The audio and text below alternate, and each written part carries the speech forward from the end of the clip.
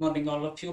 आप सभी का सोशल मीडिया प्लेटफॉर्म में स्वागत है। मैं सुनील। दोस्तों, आज हम बात करेंगे भारतीय संविधान के अंदर एक किसानों से संबंधित जो मुख्यतः बातें की गई है, जिसमें हमने इस लेक्चर से पहला जो लेक्चर था उसमें हमने बात की थी कि जमींदारी उन्मूलन प्रथा की।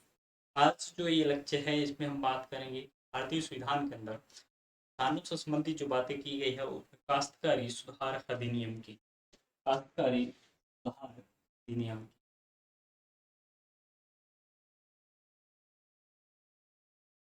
काश्तकार सुधार अधिनियम। काश्तकारी सुधार जो अधिनियम है उसकी बात करेंगे तो भूमि सुधार का पहला जो महत्वपूर्ण बिंदु था वो था हमारा जमींदारी उन्मूलन प्रथा।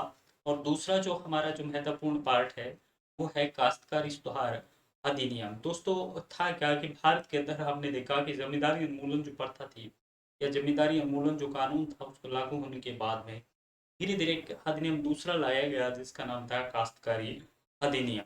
काश्तकारी अधिनियम के बारे में जब लागू करने की बात आई तो भारत के अंदर कुछ ऐसी चीजें हैं कि भारत के जो अलग अलग राज्य थे उनकी सामाजिक व्यवस्था अलग थी, राजनीतिक व्यवस्था अलग थी।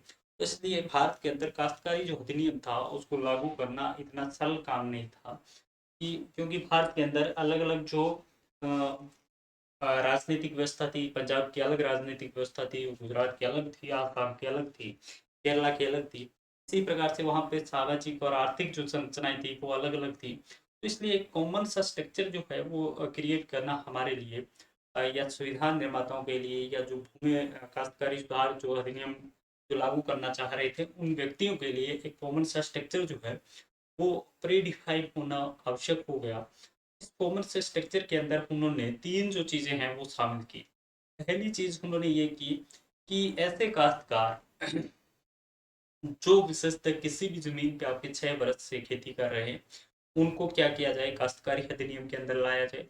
दूसरा उन्होंने ये प्रावधान किया काश्तकार जो है उसको एक उचित आपका क्या किया जाए कि लगान उस पे लगाया जाए और देन उसको क्या कर दिया जाए कि स्वामी बना दिया जाए या उसको काश्तकारी अधिनियम के अंदर उसको लाया जाए।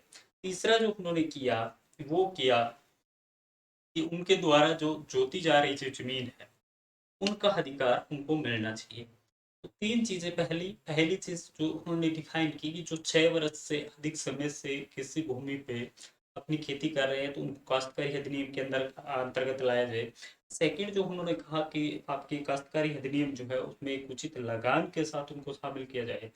और थर्ड जो है उन्होंने कहा कि उनको भूमि का स्वामी जो है वो बनाया जाए जो लगभग आपकी वहाँ पे खेती कर रही है। तो अगर मैं बात करूँ तो काश्तकारी अधिनियम के अंदर तो लगान के संबंध में ये था कि एक निश्चित लगान जो है वो लगभग 8-10 वर्षों तक वो एक निश्चित लगान जो है वो पे करे।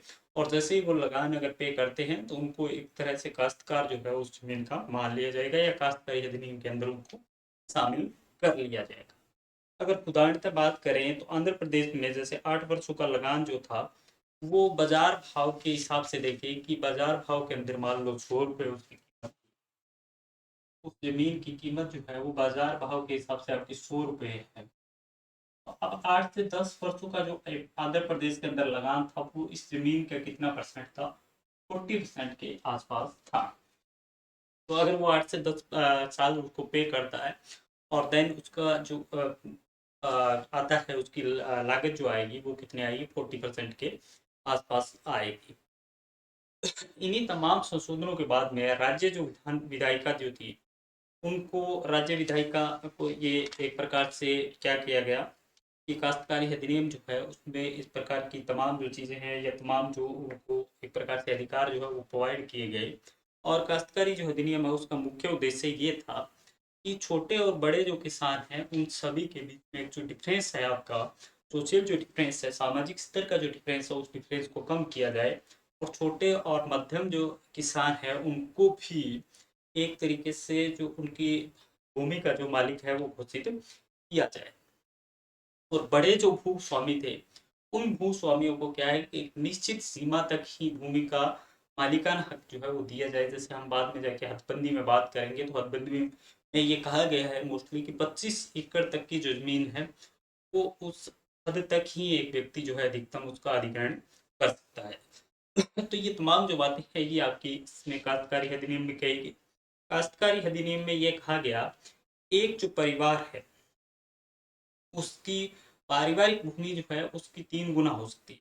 पारिवारिक भूमि का तात्पर्य ये था कि एक व्यक्ति द्वारा एक हल से जोती गई जो जमीन है, वो मान लो 5 बीघा वो एक हल से जोतता है एक परिवार, के पास मैक्सिमम जो भूमि होगी तो 5 into 3 मीन्स 3 गुना आपकी 15 बीघा जमीन हो सकती है। तो ये भी काश्तकारी अधिनियम के अंदर आपका डिफाइन किया गया। अब बड़े जो, अब इसके अंदर क्या हुआ कि बाद में जाके बड़े बड़े जो भूस्वामी थे उन्होंने काश्तकारी अधिनियम का दुरुपयोग करना शुरू किया, और काश्तकारी अधिनियम के अंतर्गत उन्होंने क्या किया, अपनी जो जमीन थी वो अन्य लोगों के नाम पे लिखवा दी और उनको टुकड़ों में डिवाइड कर दिया। तो इस प्रकार से छोटे छोटे जो आपके काश्तकार थे फिर उनको बेदखल किया जाने लगा, और बेदखल करके वापस जो जमीन है वो हड़पने लगी। तो काश्तकारी सुधार में हालांकि कुल मिला के बात करें तो काश्तकारी सुधार में मुख्यतः इसका उद्देश्य जो था वो था कि किसान जो है, छोटे और मध्यम जो किसान है, उनको जमीन का मालिकाना हक दिया जाए और उनको एक निश्चित लगान के आधार पे कुछ सालों तक निश्चित लगान लिया जाए और उसके आधार पे उनको जमीन जो है ट्रांसफर की जाए। लेकिन इस काश्तकारी जो सुधार अधिनियम है इसमें आपकी कुछ कमियां थी।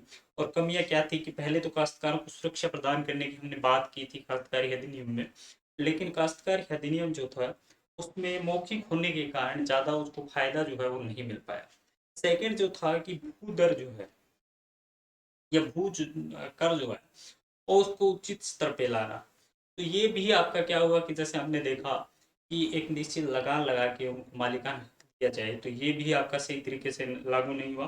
और तीसरी हमने बात की थी कि काश्तकारी अधिनियम जो है उसमें मुख्य उद्देश्य स्वामित्व प्रदान करना, तो ये भी आपका क्या हुआ कि आंशिक रूप से लागू हुआ। तो इस प्रकार से काश्तकारी अधिनियम जिसका उद्देश्य ये था कि छोटे और मध्यम जो किसान है उनको मालिकाना हक दिया जाए, उनको जमीन का मालिक बनाया जाए, तो वो बेटर तरीके से लागू नहीं हो पाया। और देन उसके बाद एक नया कानून जो है भूमि सुधार के अंदर आता है जिसको हदबंदी के नाम से जानते हैं। उसके बारे में हम कभी नेक्स्ट लेक्चर में बात करेंगे कि हदबंदी जो है वो क्या है। तो आज के लेक्चर में इतना ही। Thank you all of you.